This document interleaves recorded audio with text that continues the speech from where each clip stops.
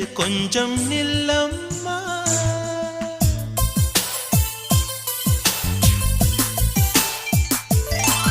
நான் வானவில்லையே பார்த்தேன், அதை காணவில்லையே வேட்டேன். ஒரு கோடி மின்னலை பார்வை ஜன்னலால் வீச சொல்லியா